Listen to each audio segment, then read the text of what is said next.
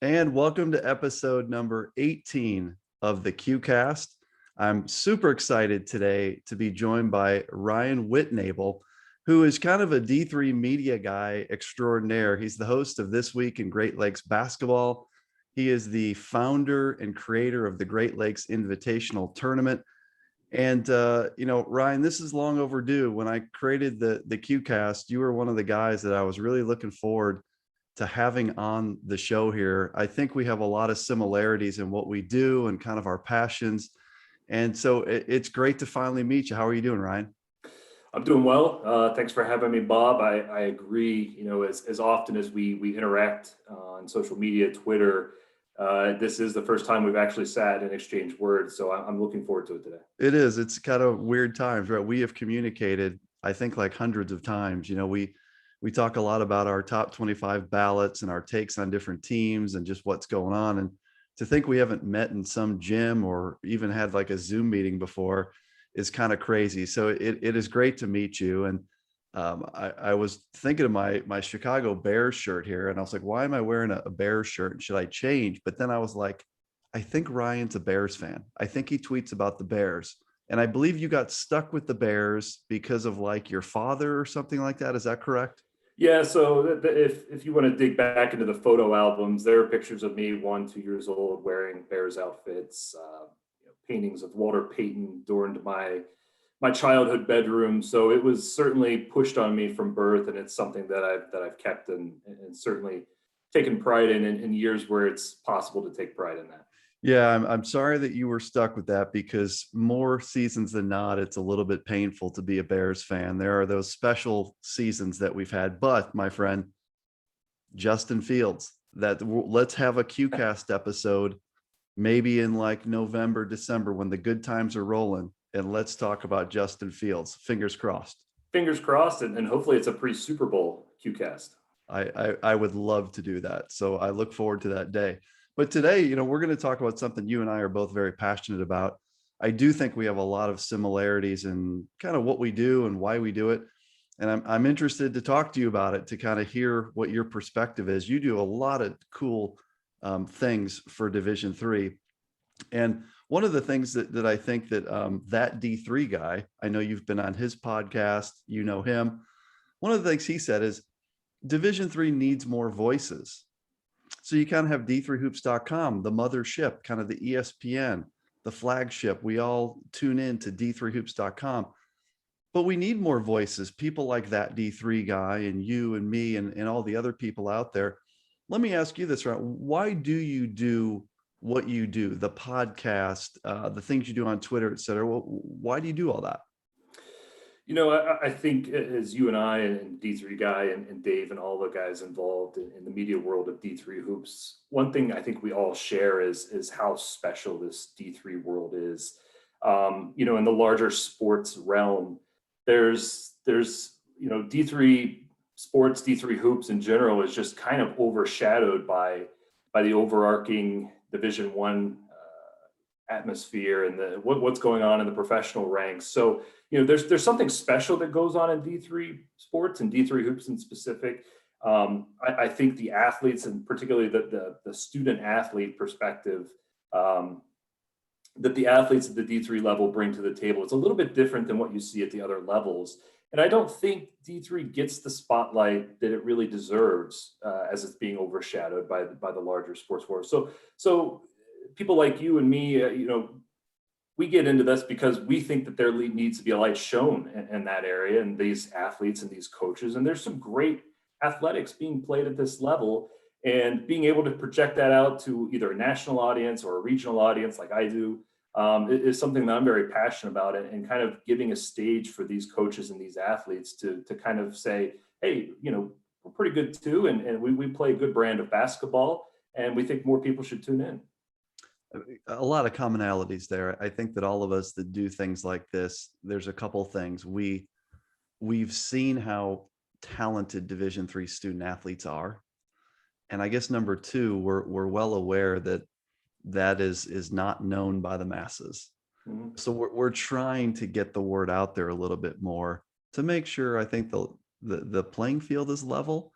when you talk about high school kids making decisions on where they're going to go, there are a lot of voices out there that are telling these young men and women, hey, you need to get a scholarship. You need to go to a scholarship school. You need to go Division I, Division II. I think you and I, the role, I think we, and I'm not trying to put words in your mouth, the role we tend to play is let's make sure that there's honesty about opportunities, the quality of athletics, and the brand. Do you see it in a similar fashion?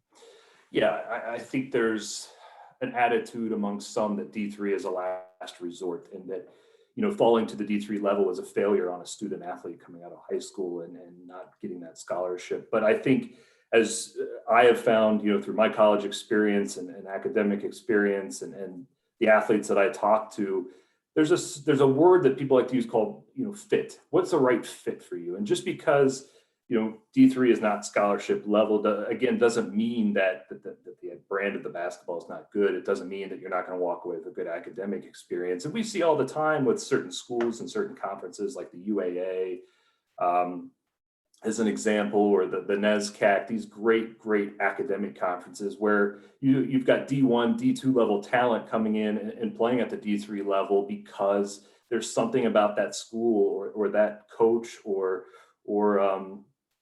something about that campus that attracts them and fits for them. So D3 is not a last resort. It shouldn't be looked at as a last resort, and it's up to people like you and I to kind of make sure that stigma doesn't stick to the teams and the coaches and the players that we enjoy so much. Agree. Couldn't agree with you anymore. Everyone that does this kind of thing has a personal Division III story. Yours is unique in that, you grew up geographically around Marietta, which ended up being where you went to college. So your story doesn't just start with, hey, you rolled into campus as a freshman and you started going to some basketball games.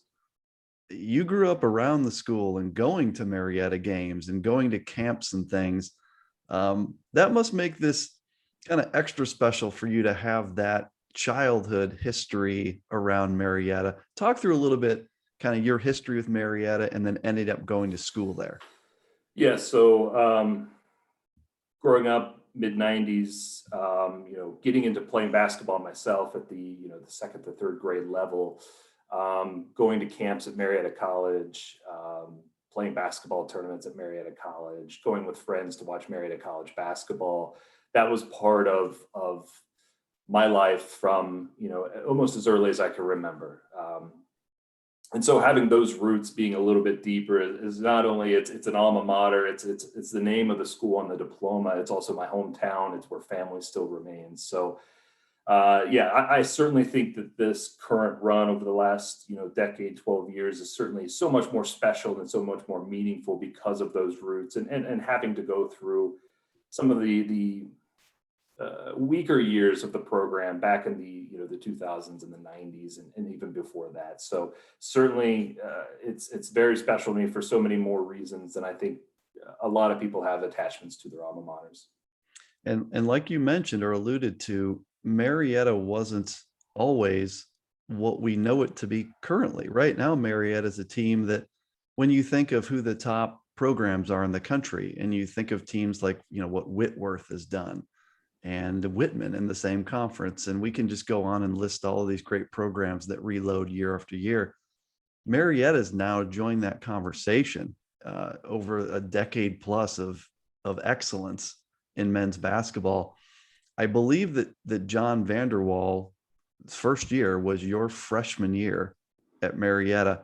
What was that like, seeing kind of Marietta before and then what Coach VanderWal has built there? Yeah. So growing up, Marietta basketball in the 90s was bad. And being born in 1988, prior to John VanderWal, Marietta basketball, I think, had 4 winning seasons in the time that I had been alive. The last OAC championship was 1975. It's a program that struggled to get into the double digits in wins every year.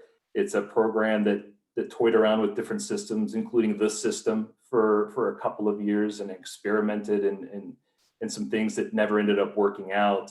And as you mentioned, that all changed in 2007, the summer of 2007, when John VanderWal gets hired. And John VanderWal was not a name at that time, no head coaching experience.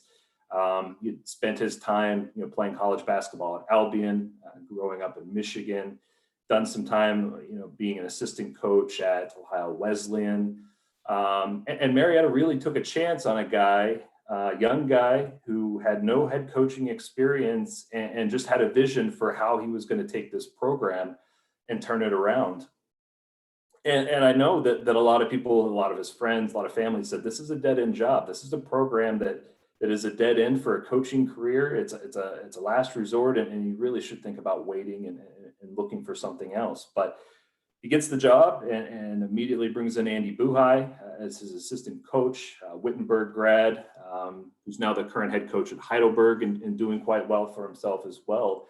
And they really, the foundation for this program turnaround was really in recruiting, going in and selling a vision.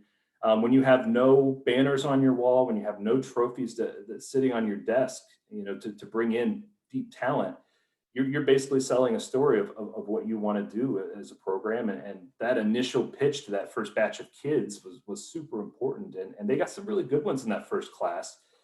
If you look at the first couple of years of the John VanderWal era, the records didn't change a whole lot. But if you're watching the stands and if you were familiar with the basketball that was taking place in the years prior to that, there was a change in the culture and a change in the way that they played the game. And while they were still short a little bit on talent, you could see that attitude adjustment beginning to come in. So, I think year 3, 27-4, the team wins its first OAC championship since '75. They go to the Sweet 16 before losing to the number 1 team, Whitworth, that year. But that moment, that season was really the point where Marietta kind of jumped onto the scene. And I think 19 wins is the low bar since, and it's just been a continuous machine ever since. And credit to the school for making the hire, and credit to Coach VanderWal for putting in the effort every day to keep and to change that program and to sustain it over a number of years now. It's a great point and a great message for any young assistant coaches that are tuning into this, because a lot of people are gravitated to a name brand type program.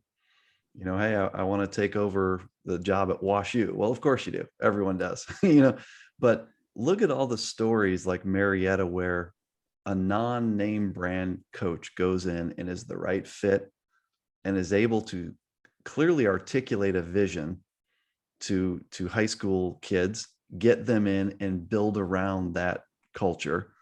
Look at what's happening at Yeshiva right now. I mean, how good was Yeshiva a few years ago, right? So right. I think it's an awesome story. Like, if you believe in your vision and you believe that school has what it takes to support your vision, sometimes you just gotta roll the dice and say, I know I can do this. You got to kind of bet on yourself. Fair to say that's what John VanderWal did at Marietta. Absolutely. Yeah. And they bet on him too. Yeah. And to be fair, the schools continue to provide all the resources that they need to continue that. The renovations at Van Johnson of turning already what I think is a great basketball arena, a great venue for basketball, into now one of the best venues in Division III. They haven't gotten stagnant. They haven't rested on their laurels. They continue to drive every day. And I think that continues to drive the success that they're still having. It's a super cool arena to watch games on a stream, because you kind of have that 2-tiered look to it. And I would love to get there for a game sometimes. I've watched so many streams from your alma mater, and I will get there for a game sometime, but it's one of the cooler games to watch on the stream. Would you agree? Yeah, it's kind of a mix of modern and old school. Yeah. And they renovated it back, I think, in the early 2000s. When I was growing up playing camps there, it was very old school. It was cavernous. And they kept those old school bleachers, the 2 tiers, but they've mixed in, the brand new floor, the Jumbotron now hanging from the gymnasium ceiling. So it's certainly a great hybrid venue. I want to ask a little bit just about your passion for your alma mater. I think it's similar to mine, and that at the end of the day, we're both super huge fans of our alma mater. Mine is Illinois Wesleyan and yours is Marietta, obviously. we try to do what we do and be as objective as we can in our other stuff. I think you and I both work really hard at that. But boy, a couple seasons ago, and I put myself in your shoes, the game at Augustana, you're a game away from the Final Four in 2019. You're in the Elite Eight. Marietta's been knocking on the door, pounding on the door. It felt to me like that was the one where the door was going to get pushed in.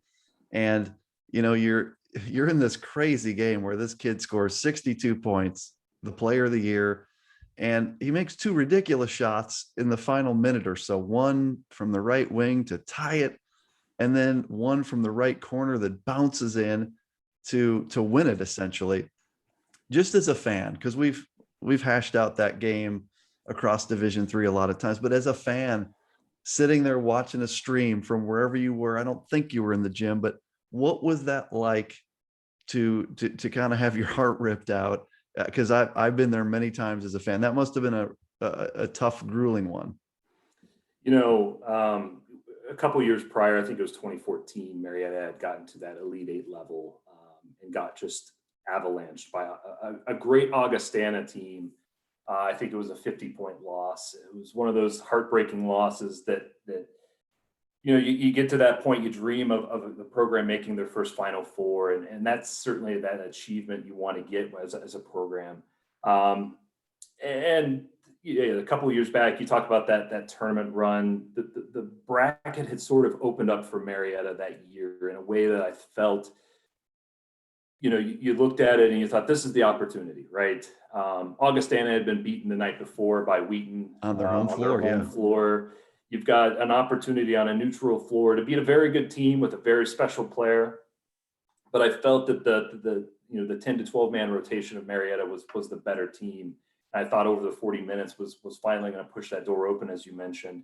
And to have such a special performance, individual performance like that, if he had just scored 40 points, you feel like you're out the door with a 10-point victory and you're into the Final Four for a first time. It's just one of those once in a lifetime events that goes against you. And in a way, I appreciate the performance, and I certainly was to be able to watch that was amazing. But also, you don't get a lot of opportunities as a program to get to that level. And when that moment is there, you don't know when that next moment is going to come. And after that, the pandemic takes place, and we've lost a couple of tournaments, and there's no guarantees about what's going to happen the next season. So I'm hopeful in the grand scheme of things that moment was a road bump on the way to a bigger shining moment, but that remains to be seen. And until that moment does occur, that's going to stick in my gut for a while. I can imagine. One fan to another, I can tell you that, Illinois Wesleyan had so many near misses in that Elite Eight over such a long period of time, including the year before they finally got there in 1996. They lose this home game to Steve Alford's Manchester team. And I can go back in the years of all these heartbreaks like that game. So, I mean, a program like Marietta that's knocking on the door like that, it's a matter of time. It's a when, not an if. But yeah, I always wondered about that, because I remember watching that game in awe of how good the game was in general, how amazing Aston Francis was. But then, kind of reading your tweets afterwards, I don't even know how you tweet after stuff like that, because I could hear, like, you were trying to be very gracious, but I'm like, this dude's got his heart broken. And I mean, I'm like, I don't even think you should be on Twitter right now. Just go away for a day. And, but I know that must have been a toughie. I had to ask you about that. Being a media person, being a person that's supposed to represent neutrality and kind of a larger voice, you do try to put on a good face. You try to give the appropriate credit, but deep down, yes, it is just a gusher of emotion inside. And that makes it a lot better. That's why we do what we do, is because you have all that emotion. Want to talk a little bit about your podcast This Week in Great Lakes Basketball. I think it started originally as kind of an OAC conference based thing, and then it branched out. Being someone that's 18 episodes into trying the podcast world, I understand how much work this takes. We can't just sign into the meeting and start talking. There's a lot of preparation here. I know you're not making the big bucks hosting This Mhm. Week in Great Lakes basketball. I know that that's just a lot of your time. I know that, your wife's probably like, hey, you're doing another podcast. What's going on? So there's sacrifices to be made in what you're doing. Why did you start the podcast, and what enjoyment do you get out of it? Growing up, I had always wanted to go into journalism. I had always envisioned either being a sports writer, sports broadcaster, sports anything. To just be able to work and make a living in the sports realm was something that I always wanted to do, and it's not something that ended up happening for me. I got pushed in a different direction, graduated from Marietta with an accounting degree, and now have very very thankful for what I have. But I've always wanted that outlet to be able to either turn that dream into a bit of a hobby, or maybe it's not something that's monetized, but something that I can express that creative need um, a little bit to turn that into something. And we were talking about the 2010-2011 season, Marietta, the 27-4 breakout season where they win the conference title, go to the NCAA tournament. That for me was kind of the turning point where I found D3 Hoops, found the Hoopsville podcast. And I was just trying to find any sort of content media that I could gobble up at that point in time, because that's, the investment in D3 Hoops at that point was growing for me. And credit to Dave and credit to Hoopsville. It was a great show, but Dave focuses on a national level of men's and women's basketball, and for someone wanting Great Lakes content, you might get that on a Thursday, for 40 minutes, for a coach's interview. So I decided the season after to kind of get into that a little bit myself, set up a podcast focusing on the Ohio Athletic Conference, and going back to those early episodes, they were just a disaster. I had no idea what I was doing. I didn't understand the tech. I was sitting in a closet in an apartment, with a little tape recorder and just taping myself reading box scores, out of the games. I wasn't doing interviews at that point. And finally, 6-9 months in, somebody sends me a message and says, if I want to read a box score, I can just go read it on the internet. You don't have to tell me this on a podcast. And that hurt a little bit at the time, but it was a great comment to sit back and say, what, I'm not providing anything here that anyone's interested in, and maybe I should tweak this. And spent a couple of seasons covering the Ohio Athletic Conference. We'd have a different conference coach on every week. And at that point, I realized that as it was going well, it was starting to gain a little bit of popularity within the conference. And I decided to branch out to the Great Lakes region. And I've been doing that ever since. I think it's been 6, 7, 8 years now, covering the Great Lakes. And as you said, it's not something that we make money on. It's something that I pour my own money into just to be able to do it and provide it for free.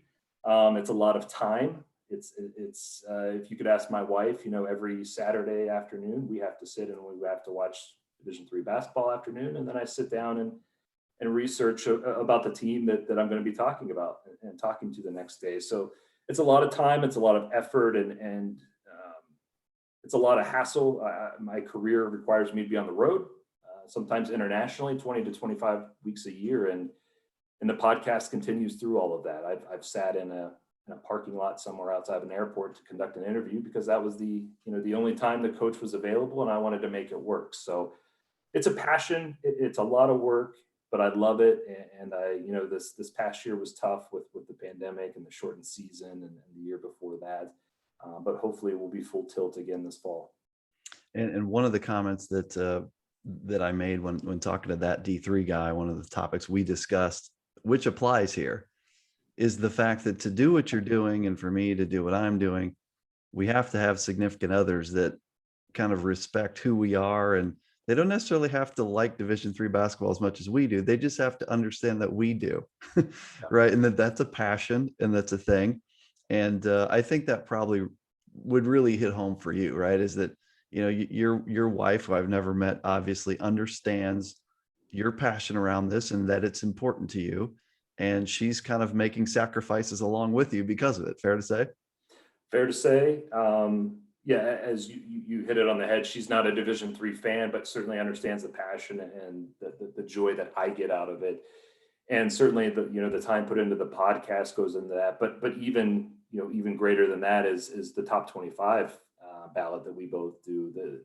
Going from a Great Lakes focus to going to a national focus, this requires even more time and effort. And every time I've come back to her for saying, I need to do more, I need more time to do this, she's been very gracious for that. And I think we're all thankful for having significant others that understand and encourage that. Yeah, that is super important. And I think anyone that's listening, whether you're a coach or media member, and that applies whether you're a Division III fan or a fan of, NFL football or whatever, but finding someone that understands who you are is hugely, hugely important. Mm-hmm. Talk to me a little bit about the Great Lakes Invitational. So for those who are not aware, Ryan is the founder, the creator of this tournament, which I consider to be, I believe it's the best Division III tournament in the country. Now, every year there's going to be some school that we could point to their schedule of teams that year and say, oh, that's it this year. But consistently, year in and year out, what you're doing, Ryan, with the Great Lakes Invitational is incredible. For example, in 2020-21, I believe this is the list of teams that you were supposed to have. Now, this was canceled because it was supposed to be November of last year. St. Thomas, Whitman, Randolph-Macon, Emory, Marietta, Wabash, Wilmington, LaRoche. Is that correct? That's ridiculous. So Emory and Randolph-Macon could have been preseason 1 and 2. Whitman's one of the best programs in Division III. St. Thomas is one of the best programs in Division III. Marietta is one of the best programs in Division III. Wabash is a really good member of the NCAC. Wilmington, LaRoche are good. How did you come up with the idea of starting the Great Lakes Invitational? So rewind back to there was a Ohio Wesleyan every year put together an event called the Great Lakes Invitational. They called it the Great Lakes Invitational. That was usually Ohio Wesleyan and Wittenberg, and then Capital and Otterbein. So you've got 4 teams very closely together geographically. But at the time, Ohio Wesleyan and Wittenberg were 2 of the top programs in the North Coast Conference, and Otterbein and Capital were both at the bottom of the Ohio Athletic Conference. And in my mind, I'm sitting here looking at the schedule, and I'm thinking, this would be really neat if we could take 2 of the top teams out of the North Coast, pair them up with 2 of the best teams out of the Ohio Athletic Conference. And then you've got an event. You've got a 4-team weekend where everyone involved is elite.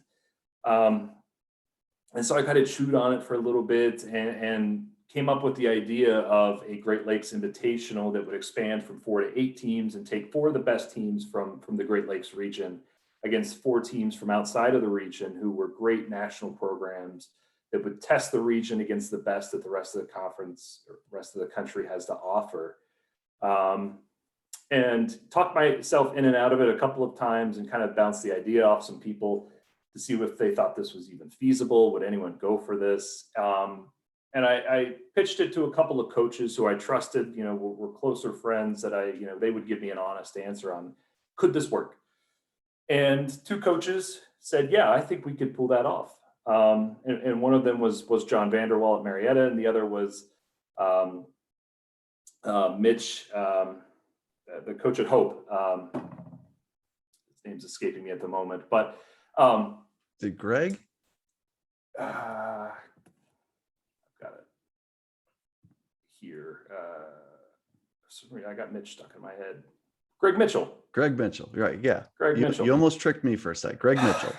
Greg Mitchell at Hope. They were the 2 that really jumped in and said, I think we could possibly talk about this. And so I sat down with John VanderWal and kind of pitched him my idea, the vision for what we were going to do. And I think he kind of thought I was crazy. How are you going to convince 8 great teams to come to one location and play each other? And not like in Florida either. We're not talking about Florida. We're not playing at Santa Barbara. It's the Great Lakes Invitational, and those states, not a ton of 80-degree days in November. No, the event would be centered more on the competition as opposed to the destination. And so we after pitching the idea, he kind of looked at me and said, you know what, if you can get the teams, we'll figure out a way to make it happen. And I immediately started making phone calls, reaching out to people. And a month later, I had 8 teams. I came back to Marietta and said, I've got 8 teams on board. We put together a feasible financial package that was competitive and was enticing for people to come across the country to do it. And we had the first event in 2017. Went really well. You got the Saturday night Marietta St. Thomas going to overtime. The opening weekend of the season really felt like an NCAA regional Yeah. weekend. And it's gone off well ever since. We had the event in 2018 at Hope. 2019 we went to Worcester. Obviously last year was canceled. We're going back to Marietta again this year for another fantastic event. And then I'm already working on 2022 for next year as well, and putting a field together there. So it's been something that's I still pinch myself a little bit about it. It's still cool to think that, from just being an average Joe fan to now having a crucial event or a crucial piece of the D3 season, kind of being the brainchild and kind of the organizer of it, is still something that I take a lot of pride in. And it's, again, you add it to the podcast and the ballots, it's a lot of work, a lot of time, but it's again, something that I enjoy, and it's something I'm very passionate about. Yeah, it's amazing, to think of how hard it is to schedule and how hard it is to organize a tournament. I've never tried to do that, but I've talked to Ron Rose and other coaches enough to know how hard that is. And for you to have done not only done that, but attracted the field that you've attracted. I love that the timing of it's great too, and that it's not it's like November 1920ish this Mhm. coming year, right? So it's at that great time of the year, early, right before Thanksgiving. It's not like a late December holiday trip kind of thing, because now you're competing with the people trying to go to the Floridas and California and Texas. And it truly does feel like an early season NCAA tournament atmosphere with the caliber of teams. And so it's really cool. And I know that you and I have talked a little bit about, I'd love to see Illinois Wesleyan play there. That would just be awesome to me. And I'm crossing my fingers that we can make that work at some point, because that would be super cool.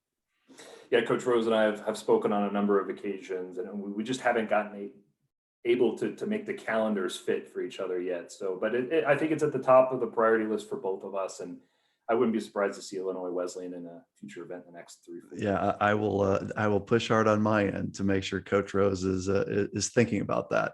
Mhm. Shifting gears a little bit, I want to talk about the pandemic, not necessarily getting into, last year and testing for COVID and all these things, more just how you navigated the pandemic as a media member, as a fan. I thought it was really tricky. And I thought that I really respect how you went about last year, or this past 12, 15 months, because it seems to me like there were people I know and respect really well that were in one camp, which is like, this thing's a hoax, and what the hell is going on? And then there's other people I know and respect really well that were in the camp of, we need to not leave our homes and we're all going to die. And so I always felt somewhere in the middle was the best approach, and I felt like you really did a nice job of navigating that on Twitter and things. We all had decisions to make on what we were putting out there. But Mhm. I respected the most the people that could take both sides and find some middle ground. What was it like for you, just trying to get through this and all the different sides coming at you and stuff? I appreciate the kind words about going about it. I think if you looked at my private messages and Twitter, you might think that it hadn't gone off so well or been taken so well. But there were a lot of strong opinions on both sides, as you mentioned, as to how to navigate college sports and the pandemic. And walking that middle line, I think, was the right way to go, at least from my perspective of trying to understand both viewpoints and try to apply, or at least advocate for, a common sense approach to how can we safely play Division III athletics while also being mindful of the risk that we're not quite sure about, and also trying to keep in perspective college sports' place in the greater world, and the priority list of what was going on in the world. So, um, I tried to be respectful to both sides. I try to present both sides of the table and saying, I understand that you don't think this is important or that this is something that we need to consider. And also, I understand your approach of not wanting to play at all. This shouldn't be a priority. Why are college sports even in the conversation at this point of trying to advocate for the kids who I felt were losing the most, while also playing the middle ground of that bigger perspective. It's really tough for me to put into words kind of how we tried to navigate that. At the end of the day, I think we did the right approach. I think D3 Hoops did the right approach of playing conference only seasons, limiting travel with what we knew at the time. We were able to play 18 to 20 games, with conference tournaments. And looking back, it's going to be a strange year. But I think they got it right for the most part, with the exception of the NCAA tournament. Yeah. I think that was a shame from the NCAA of the schools and the coaches and the players did all of the things they were asked to do the entire year to make that season go off. They tested multiple times a week. I know they made a number of sacrifices on campus to make sure that basketball is a priority and being able to play. And for the NCAA to say, we're not going to spend the money to put on a Division III tournament so we can focus solely, or this is my perspective, focus solely on the division, making sure that the Division I tournament goes off without a hitch, went against the mission that the NCAA, I think, sets out to provide. And that's a quality student athlete experience in athletics for all Division or NCAA athletes. And I think they failed on that part this past year. Yeah. I talked to Mike Schauer early on. I think it was episode 2 of the QCast, and Mike's the national men's basketball chair. And he explained from his perspective what happened. At the end of the day, though, I'm with you that really 2 things would have led to a tournament as I process all this. The first is them not creating that, to me, arbitrary percentage. The whatever, 60% of the teams have to be playing. Well, why there's what, 200 some teams that are playing. Why 60%? What sense does that make? I don't get that. And then the second is money. The second is money, because you could have created a tournament in a bubble type atmosphere or a few mini bubbles, less teams in the tournament, not 64. You could have done that. It would have required more money for sure. And I get it. The pandemic has been tough financially on every institution. I get it. But I'm with you that I understand why it was canceled, but I don't agree with it. I think there was a way to have a great tournament and do it the right way. I'm totally with you. I agree 100%. Scaled down tournament, and the understanding that some teams that may have qualified may have not accepted the bid to go. Right. But having something and doing something and finding some way to do it on a scaled down level was certainly doable. And I think there would have been enough interest in teams that would have been able to provide a legitimate national tournament. And just kind of closing the loop on what you said about kind of navigating the pandemic on social media. I had a lot of people throughout that period of time, probably on both sides, sort of like behind the scenes, direct messages accusing me of trying to play the middle. And, certainly you agree with me. You need to be saying that. I'm like, I don't really agree with you. I don't know what the right thing is here. And number 2, I think the way social media works, and this is the bad part of social media, is people like to get in their own little corner, and they like to just try to pull people in their corner, and everyone else is gone. Like, you see people lose friends and, lifelong acquaintances over the fact they want to take a stance over here on something that at the end of the day, they're not experts in. And I think the more valuable way to do it, if you're trying to make an impact, is if you can help bring people to common ground to talk and consider different angles of things. That's way more powerful, and it's way tougher, by the way. And so I think you look at that the same way. I really do think you did a nice job throughout these difficult months. And, from a distance, I was keeping a pretty close eye on that. Yeah, I agree. I always say if it wasn't for D3 hoops, I wouldn't have a Twitter account. If Yeah, with all the things that you have to sift through to get to the quality content that we want to see. Um, but yeah, not that approach and that attitude, I think is useful not just in Division 3 hoops, but the political realm and all of the conversations that are going on in the world of being that moderating and mediating voice certainly is more productive than the corners that you talk about where people are trying to pull others into or the polarization that we're seeing in society, larger society today that isn't beneficial and isn't really doing anything to drive the conversation forward and achieve success or solutions. agree. Where this goes well beyond Division 3 basketball. I mean, you look at the pandemic in general and how people interacted around it. You look at the last election, presidential election, and how people interacted. I mean, pretty ugly stuff. Pretty Yes. ugly stuff, and people choose their own things in terms of how they want to be publicly. But I've seen what works and doesn't work, and everyone going off into their own little corner of extreme, and everyone picking, whether they want to watch Fox News or CNBC, and that's your corner. That ain't working.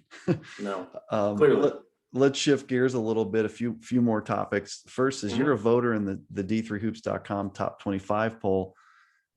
You and I have interacted a lot around that. I'm a voter as well. I know you take that very seriously. Um, how many games are you able to watch? Like, what is the average week? I know you take it super seriously. Like, how many games are you watching in order to feel like you're doing a good job? I think I watched less than I did when I first started. I think when I first joined the panel, I thought that I had to watch every single basketball game from every region, for all 35 to 40 teams that I was considering for the panel. And I very quickly realized that if I continued down this path, I was going to need a lawyer for, my impending divorce. From just, oh, but Whitworth is playing at 11 o'clock tonight. I can't go to bed yet, and all of Right. that. So I think for me, it's more of a process of when the week begins, we fill out our ballots. I like to have mine finished on Sunday. I don't like it to bleed into Monday. And by the time Pat has the ballot out to us, I've already sat down and thought about it for a few hours. But on Monday, I take the schedule off of D3 hoops and I look at the ranked teams and the teams that I'm considering, and I'll circle a number of games of saying, you know what, I really want to focus and watch this team play against this other team this week, and really try to focus for 40 minutes on a couple of teams per day. And so, I may watch 2, 3, 4 games on Wednesday nights, which is typically when we got most of our games, and then on Saturday afternoon, I'll watch 2, 3, 4 games from some other teams that I want to catch.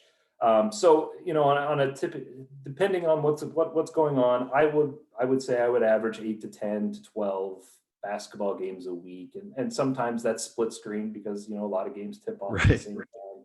You got Marietta on one screen, and Illinois Wesleyan is playing Augustana on the bottom right hand of your screen, and it's a process. But again, it's kind of that crazy thing that we do of having to judge who these top 25 teams are every week. It's good that people understand, though, how seriously the voters take that responsibility. And one of the things that you do, and I do a similar thing, is you make your ballot public.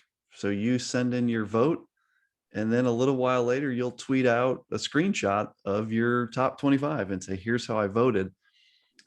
Curious as to, because there's not many people that do that. There's 25 voters, maybe there's 26. I can't remember how that works. Why do you do that? Why do you make it public? Yeah, I asked when we first started. I asked Pat, are you okay with me making this public every week? And he said, if you understand the consequences of what could come at you, yeah, that by all means. I think for me, publicly putting out my poll every week keeps me accountable in terms of making sure that I take this seriously. If I've made some terrible error in my poll and I've presented it publicly, I know that I'm going to be called out by some portion of the fan base.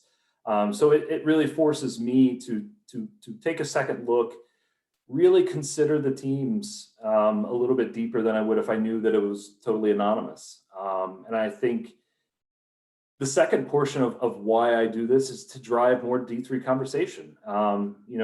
If there's a controversy in my top 25 and it gets a number of people to sit down and have a conversation over social media about D3 hoops, I'm okay with that. Sure. If you want to criticize the poll, that's great. I want to see more conversation around D3 hoops in general. And I think more people being transparent about the teams and the process and the way that they think about ranking teams every week helps drive that conversation and puts more of a spotlight on the players and the coaches that we've set out to put a spotlight on to begin with. So I think those are the two main reasons I do it. Sometimes I regret it. There are some weeks where I regret putting that out publicly, but most of the time I think it's a fun conversation to have. I'm in the same boat. I do it for accountability, so people understand how much thought goes into this. Here it is. Here, you can agree or disagree, but I'm putting it out there so you can see how I look at this. And also, to your point, sure, if it forces you to make sure you don't make a dumb mistake, like you have a team in your top 5 that lost 3 games last week or something, like you just totally didn't pay attention to it. It really forces you to make sure you're submitting a good ballot. It's not for everybody. The other side of this I wanted to ask you about, Ryan, is being a fan of Marietta. I'm a fan of Illinois Wesleyan. We're both voters. Maybe I'll just dispel a myth for everyone. As people say to me, well, how can they let you vote? You're such a big fan of one of the schools that's in the conversation. Well, all of the voters, almost all of them, have a rooting interest. So the voters are generally SIDs or head coaches from a school. There are very, very few. I'd say the only impartial voters would be people like Dave McHugh and Ryan Scott and Pat Coleman from a national media perspective. The rest of the voters, probably 22 out of 25, they actually are rooting very strongly for a school. So would you agree you're mindful, and I think you and I treat this the same. I'm guessing you're harder on Marietta because I've seen your ballots and I always have Marietta higher than you, or at least a lot of the times. You're harder on Marietta than the rest of the pollsters, I'll bet. Yes, 100%. I think in an effort to remain neutral or to appear unbiased, I think that the team that you have a rooting interest for and that everyone knows you have a rooting interest for has to clear a higher bar almost for you to justify putting them into a higher spot. And sometimes I think I maybe penalize Marietta in that way. It's also because I think watching Marietta, and I know that you watch Illinois Wesleyan on a game-by-game basis, you can see them more. You obviously see all 25 games. You see their flaws. You understand the weaknesses of a team, and I think so many times we see scores or box scores for other teams in the top 25, and Augustana won by 25 this week. They must be a great team. You don't have that game-by-game intimate knowledge of the program and the team that kind of can drag them down, or knowing all of the things that can go wrong with the team. So yes, being impartial, not being a homer, if you will, for Marietta, Illinois Wesleyan, is something that's important to me. It's something that I think there's a line between wearing the shirt and being proud to be an alum, but also not being the person that says this team's number one. They're at the top of my ballot every week, irregardless. And you can look at the team through an unbiased lens when you put them with everyone else in the ballot.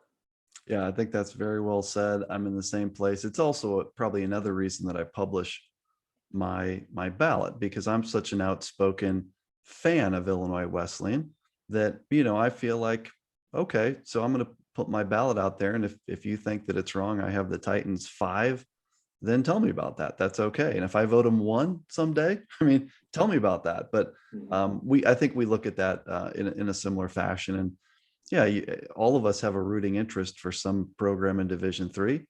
We take that hat off and we submit the ballot and we put it back on. We watch our team play.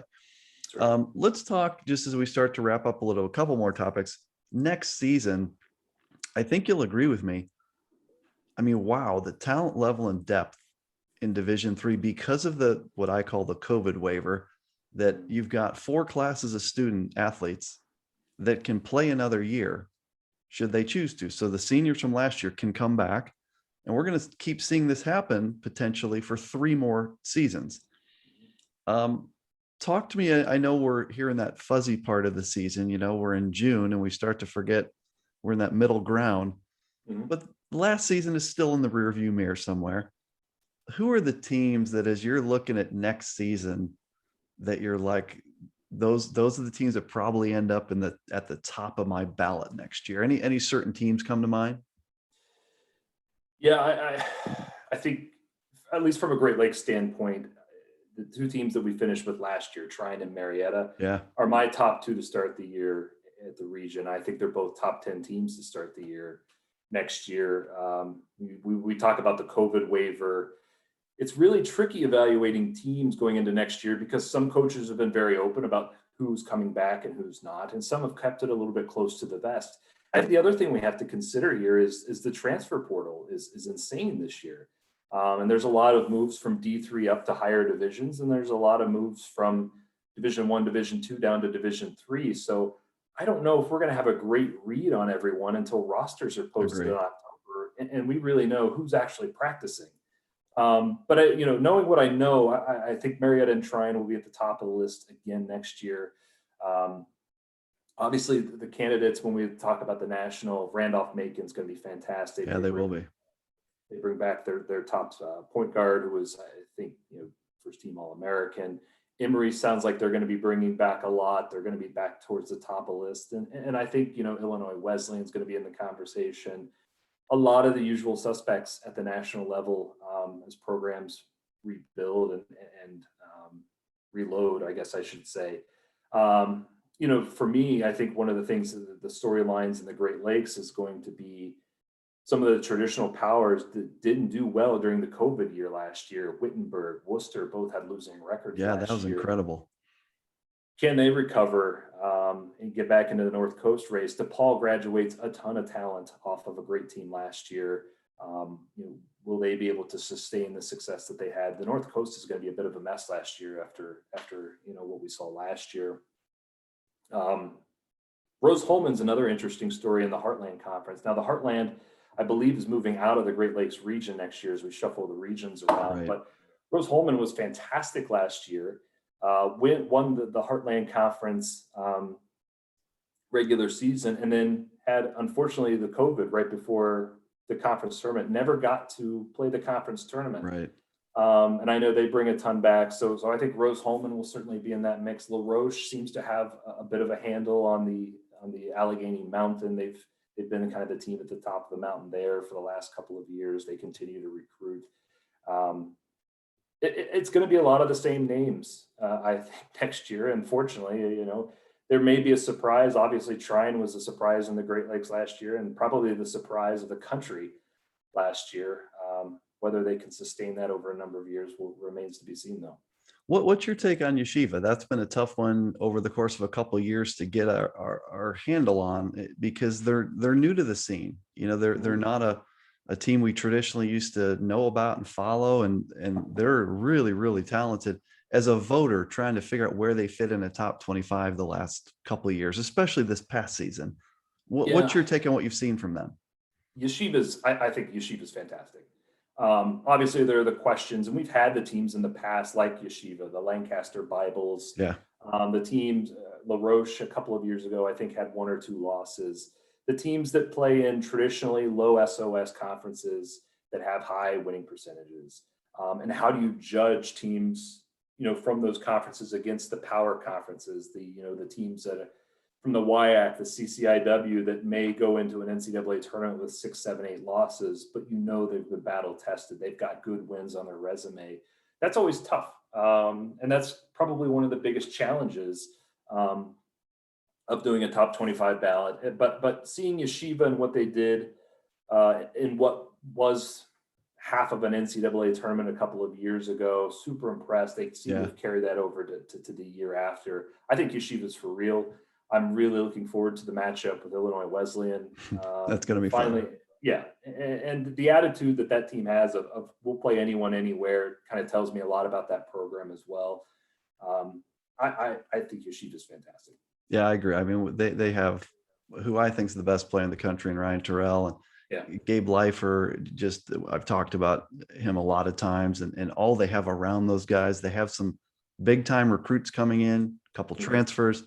So next year, Yeshiva finally gets its chance, I think, to play that big game that they want to. Whether the non-conference game against Illinois Wesleyan is one thing. I'm talking more the NCAA tournament game they get cheated out of a couple of years ago when they were going to Randolph-Macon.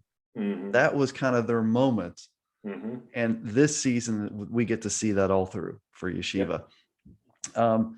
Quick speed round, Great Lakes questions I have. I put out like here's my top 5 Division III conferences list somewhere during the pandemic, tweeted it out, had the OAC on there, which I feel is a no-brainer. Had a NCAC head coach that you and I both know well email me and say, hey, not so fast, my friend. I believe the NCAC is now better than the OAC. I had to think about that for a while. Now, I was talking more historical. I was looking at it over a long period of time. But your take, because you and I would both agree the NCAC is not just Wittenberg and Worcester anymore. For a while, I used to say the NCAC had 2 great programs and a few other teams. You and I both agree it's a much better conference. How would you stack up? Which league is stronger, the OAC or the NCAC? It goes back and forth based on the seasons. There have been years where I think the NCAC has been the better conference. And I'm thinking more maybe a decade ago when you had Worcester and Wittenberg and Ohio Wesleyan, the 3 Ws, if you will, that were dominating that conference. And then it sort of shifted into around the 2014, 2015 years. I think the OAC was the better team, where you had three NCAA tournament teams with John Carroll, Mount Union, and Marietta all getting into the tournament, and 2 of them getting into the Sweet 16. Today, if I were to judge it today, I think the OAC is the better conference today. I think the depth of the conference is a lot of North Coast strength, but I think the teams at the top right now are better in the Ohio Athletic Conference. I think they're the more dangerous teams to make those NCAA tournament runs, more national champion candidates. Mount Union's got a fantastic program going right now. Watching Marietta and Mount Union go back and forth every year is amazing. And both of them are probably legitimate threats to go deep into a tournament. John Carroll can never be counted out, the way that they recruit on a year-to-year basis. Wittenberg seems to be a bit down, as we saw last year. I think they've had some departures from that program that's hurt them in the short run. Worcester is, Coach Moore just left after an unbelievable career, and I think they're trying to find, even though the assistant taking the job at Worcester, there's some continuity there. I think they're trying to find kind of a new identity a bit as well. Ohio Wesleyan's been down for a couple of years. Wabash is good, but I think that the OAC today is the better conference, and I'm sure I'm going to get a lot of messages about this, but that's the personal, unbiased opinion for me today. I completely agree with that. I think the OAC is the better league, but the NCAC has become a much stronger league top to bottom, and is now, maybe if we're talking about the number 6 conference, I'd have to go back and think through this, but they're a really, really good conference. They're knocking on that door. Hope and Calvin. I realize these are different schools in different situations, but there was a day, I don't know, 10, 15 years ago when Wittenberg, Worcester, Hope, Calvin, that's the Great Lakes. And who else we got? Where are those 2 programs right now in terms of national prominence, Great Lakes prominence? I don't quite have that figured out. Great question. Hope Calvin, I think, are in a bit of a period where I think the rest of the conference has caught up to them. I think recruiting wise, I don't think that Hope and Calvin are the only destinations anymore for great athletes in that region.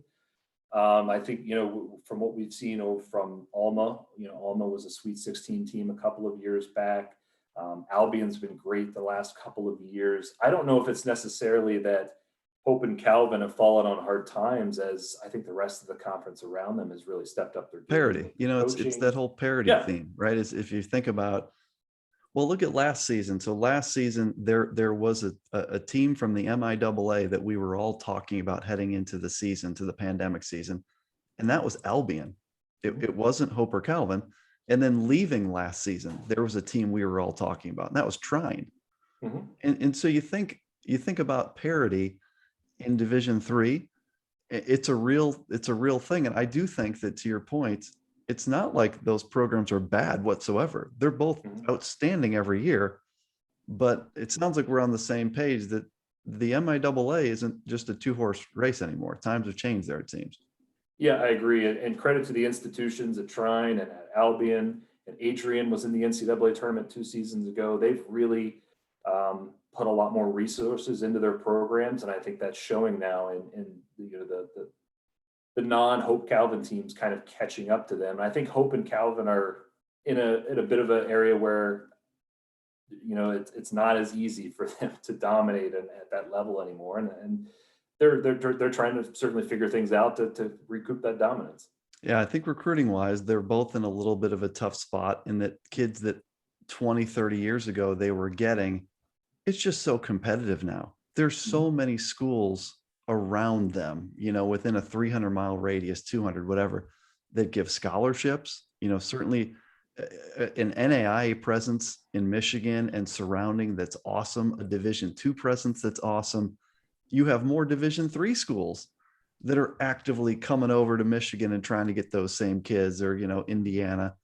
And so yeah, it's a new ball game. I think both programs are still in great shape. I expect them both to be great this coming year. Well, I tell you what, I'll just make a couple final thoughts, Ryan. I'll ask you to make any closeout comments here. I really appreciate you doing this. I was looking forward to this because, again, I think that we have a very similar background in a lot of ways. I think what we do is, from our heart and for the right reason. There's a lot of similarities there. And I really appreciate what you do with the podcast, with the tournament, and more importantly, just kind of your day-to-day, week-to-week Twitter presence, where you're keeping people informed on important Division III, Great Lakes, national matters. You're one of the truly respected voices out there. And I really hope that you continue to do what you do, because we need you out there. I'm going to turn it over to you for any final words for those tuning into the QCast today. Appreciate the kind words.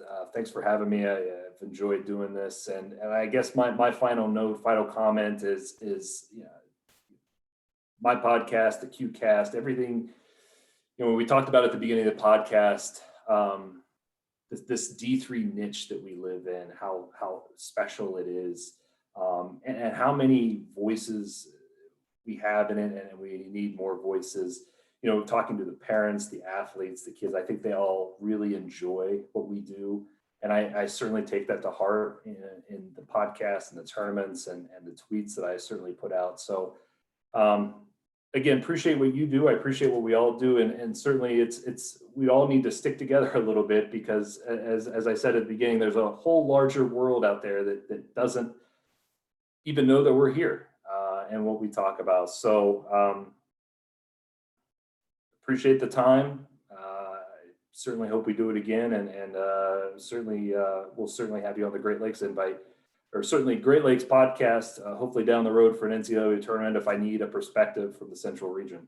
I would love to do that anytime. Thank you so much for all the time here, Ryan. That's Ryan Whitnable, and he's doing all kinds of cool things. Check him out on Twitter. Check him out on the podcast. I'll send you guys the links to all that stuff when I tweet this out.